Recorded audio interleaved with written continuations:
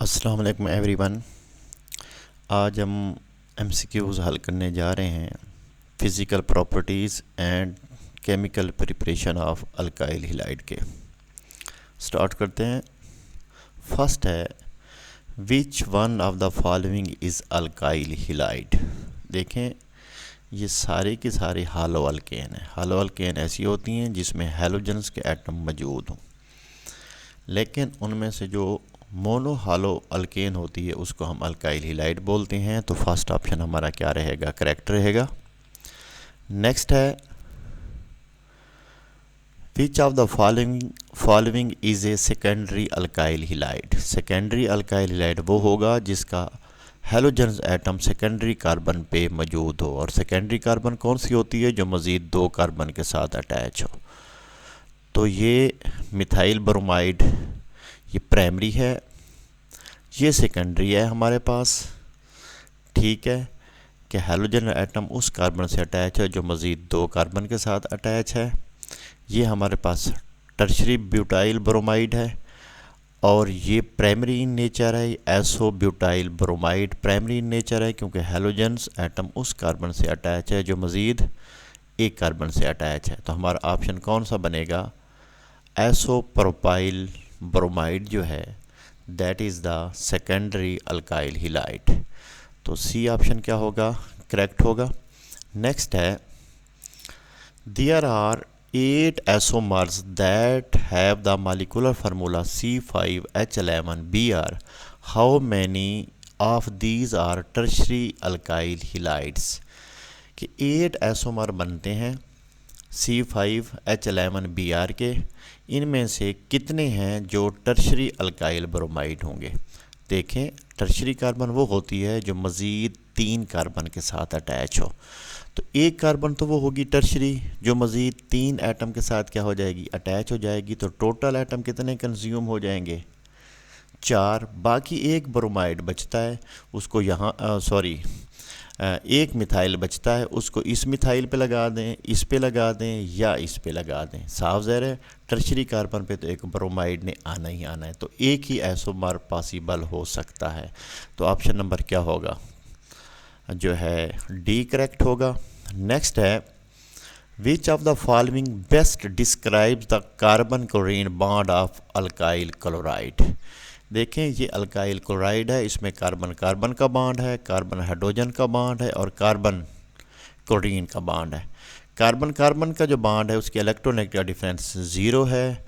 Carbon hydrogen का जो bond है उसकी इलेक्ट्रोनेगेटिव का डिफरेंस 0.4 है। कार्बन क्लोरीन का जो बॉन्ड है उसकी इलेक्ट्रोनेगेटिव का डिफरेंस क्या है? 1 है। तो जिसकी इलेक्ट्रोनेगेटिव का डिफरेंस 0.5 से ज़्यादा होगा वो बॉन्ड पोलर होगा, जिसका 0.5 से कम होगा वो क्या होगा? नॉन पोलर होगा। तो कहता है ए ऑप्शन में नॉन पोलर है और इसका कोई डाइपोल मोमेंट नहीं होता। नहीं जी, अल्काइल हैलाइड में पोलर बॉन्ड है और इसका डाइपोल मोमेंट होता है। पार्शियल पॉजिटिव चार्ज है कार्बन के ऊपर और क्लोरीन के ऊपर पार्शियल नेगेटिव चार्ज है। ये ऑप्शन सही है। तो हमारा जो करेक्ट ऑप्शन बनेगा वो बी बनेगा। ठीक है।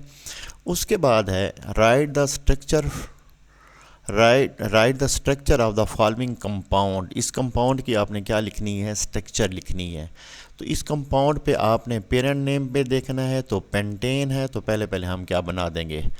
7 कार्बन बना देंगे। फिर हम नंबरिंग स्टार्ट करेंगे। इस एंड से स्टार्ट करें या इस एंड से स्टार्ट करें कि हम इस एंड से इसकी नंबरिंग क्या कर देते हैं? स्टार्ट कर देते हैं जी। 1 2 3 4 5 6 7। अब हम क्या करेंगे? वो कहता है कि आपके पास है 4 टर्शरी ब्यूटाइल। 4 पे आपने क्या बनाना है? टर्शरी ब्यूटाइल का ग्रुप बनाना है, और 3 आडो, और 3 के लगानी है आयोडीन। तो 3rd पे हम क्या लगा देते हैं? आयोडीन लगा देते हैं, और 4 पे क्या लगा देते हैं? टर्शरी ब्रोमाइड लगा देते हैं। अब बाकी जितने भी कार्बन हैं उनकी हम हाइड्रोजन से क्या कर देंगे? वैलेंसी पूरी कर देंगे, 4 बॉन्ड उनके पूरे कर देंगे। तो ये फार्मूला इस स्ट्रक्चर का क्या होगा? एस्टेब्लिश्ड होगा। उसके बाद है, IUPAC name of given compound is. तो पहले इसका हम क्या करेंगे? लॉन्ग चेन सेलेक्ट करेंगे। ये लॉन्ग चेन सेलेक्ट किया, 1 2 3। तो ये इसका लॉन्ग चेन सेलेक्ट हो गया, इसकी नंबरिंग हो गई। तो अब इसका नाम क्या बनेगा कि 1,3 डाईफ्लोरो 2 मिथाइल प्रोपेन। तो फर्स्ट ऑप्शन ही क्या होगा, करेक्ट होगा। उसके बाद है the right IUPAC name of given compound. इस कंपाउंड का आपने क्या लिखना है, IUPAC नेम लिखना है। तो फर्स्ट ऑफ ऑल इसका लॉन्ग चेन सेलेक्ट करेंगे। ये कार्बन है 1 2 3 4, तो 4 कार्बन वाला इसका क्या बनता है, लॉन्ग चेन बनता है। अब हम इसकी नंबरिंग स्टार्ट करेंगे क्योंकि फंक्शनल ग्रुप मौजूद है। तो नंबरिंग ग्रुप हम उस एंड से स्टार्ट करेंगे जिस एंड से फंक्शनल ग्रुप को क्या मिले, कम से कम नंबर मिले। तो इधर से ये कार्बन नंबर 2 पे आता है, इधर से भी कार्बन नंबर 2 पे आता है। जब फंक्शनल ग्रुप को दोनों एंड से सेम नंबर मिलता हो तो फिर हम नंबरिंग उस एंड से स्टार्ट करते होते हैं जिस एंड से ब्रांच को क्या मिले, कम से कम नंबर मिले। तो ये ब्रोमाइड है, ये कार्बन नंबर 1 पे अटैच है, तो इधर से नंबरिंग करेंगे तो ये हो जाएगी कार्बन नंबर 1 2 3 4। तो इसका नाम बनेगा 1 पे है तो 1 ब्रोमो 2 मिथाइल 2 ब्यूटीन। तो ए ऑप्शन क्या रहेगा, करेक्ट रहेगा। उसके बाद है which one is the best method for the preparation of alkyl halide from alcohol. देखें इन सारे मेथड से हम क्या कर सकते हैं, अल्काइल हिलाइड बना सकते हैं। ROH है, OH निकल जाएगा, इसकी जगह पे क्या आ जाएगा, Cl आ जाएगा। ये OH है, ये निकल जाएगा, इसकी जगह पे Cl आ जाएगा। ठीक है, सॉरी यहाँ पे Cl आना था।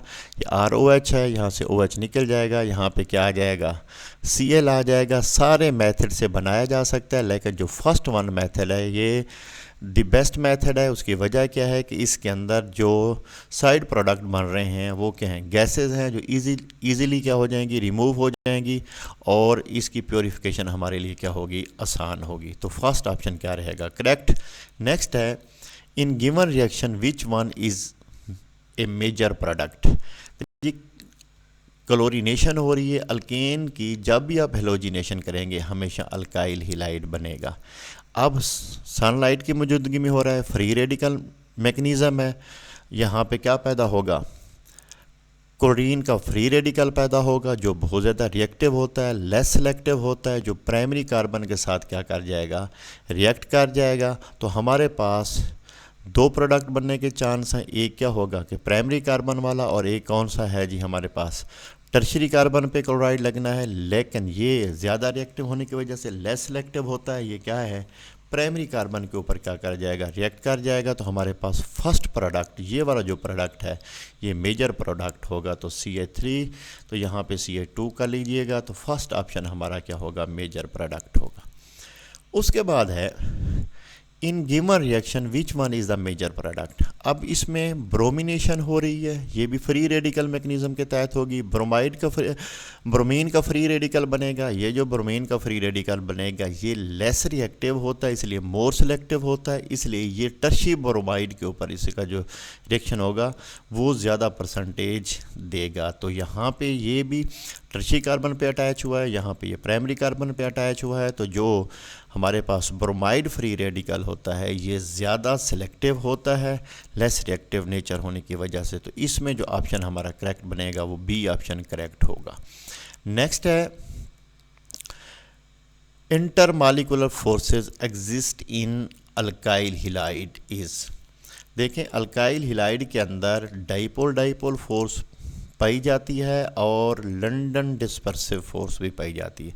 डाइपोल फोर्स इसलिए पाई जाती है कि यहाँ पे कार्बन हैलोजेंस का जो बॉन्ड होता है वो पोलर इन नेचर होता है, और लंदन डिस्पर्सिव फोर्सेस जो हैं वो अल्काइल ग्रुप में की वजह से पाई जाती हैं। और याद रहे कि लंदन डिस्पर्सिव जो क्या है फोर्सेस हैं वो स्ट्रॉन्गेस्ट इंटरमॉलिक्यूलर अट्रैक्शन होती हैं इन अल्काइल हिलाइड, क्योंकि जितना मॉलिक्यूल का सरफेस एरिया क्या होगा ज़्यादा होगा उतनी लंदन डिस्पर्सिव अट्रैक्शन जो है वो क्या होंगी, ज़्यादा होंगी। रिजल्टिंग उनका मेल्टिंग एंड बॉइलिंग पॉइंट भी क्या होता है, हाई होता है। तो इसलिए मेजर जो इसके अंदर क्या होगी फोर्स होगी वो लंदन फोर्सेस होंगी, और साथ में एडिशनल डाइपोल फोर्स भी क्या करेगी, एग्जिस्ट करेगी। ठीक है। उसके बाद है which one has greater boiling point. देखें जी बॉइलिंग पॉइंट किस पे डिपेंड करेगा, इन इंटरमालिकुलर फोर्सेस पे डिपेंड करेगा, और इसमें जो मेजर इंटरमालिकुलर फोर्सेस होती हैं वो लंदन फोर्सेस होती हैं, लंदन डिस्पर्सिव फोर्सेस होती हैं, और वो किस में ज़्यादा होती हैं, जिसका साइज़ ज़्यादा होगा। तो जिस साइज़ किसका ज़्यादा होगा जी, आयोडाइड का, तो इसके अंदर क्या होगी, ज़्यादा होगी, इसका बॉइलिंग पॉइंट क्या होगा, ज़्यादा होगा। ठीक है, London dispersive forces is the strongest intermolecular attraction in alkyl halide. Molecules larger surface area have larger London dispersive attraction resulting higher the boiling point. Dipole force भी इफेक्ट करेगी, लेकिन थोड़ी लिटल एक्सटेंट तक उसकी क्या होगा, इफेक्ट होगा। तो इसलिए डी ऑप्शन ही क्या रहेगा, करेक्ट रहेगा। उसके बाद है which one has greater density gram per ml। देखें डेंसिटी जो है वो मास पे डिपेंड करेगी, तो इनमें से सबसे जो ज़्यादा डेंसिटी होगी वो किसकी होगी, वो मिथाइल आयोडाइड की होगी। अगर हम, क्योंकि पानी के कंपैरिजन में अगर हम बात करें तो मिथाइल क्लोराइड की डेंसिटी वाटर से क्या होती है, कम होती है, और मिथाइल ब्रोमाइड की और मिथाइल आयोडाइड की जो डेंसिटी है वो वाटर से क्या होती है, ज़्यादा होती है। तो डी ऑप्शन क्या रहेगा, करेक्ट रहेगा। नेक्स्ट है which molecule has non zero dipole moment. किसका डाइपोल मोमेंट नॉन ज़ीरो होगा, यानी कि ज़ीरो नहीं होगा। देखें CO2 का वेक्टर सम जो है वो क्या होगा, ज़ीरो होगा, अपोजिट डायरेक्शन में इसका डाइपोल मोमेंट भी ज़ीरो होगा। कार्बन टेट्राक्लोराइड का भी डाइपोल मोमेंट ज़ीरो होता है। Cl2 का भी डाइपोल मोमेंट क्या होगा, ज़ीरो होगा। तो क्लोरोफॉर्म का क्या होगा, डाइपोल मोमेंट होगा। तो हमारे पास ऑप्शन क्या बनेगा, डी करेक्ट बनेगा। ठीक है, उसके बाद है which of the following compound has lowest dipole moment. Carbon tetrachloride है, क्लोरोमीथेन है, डाइक्लोरोमीथेन है, एंड क्लोरोफॉर्म है।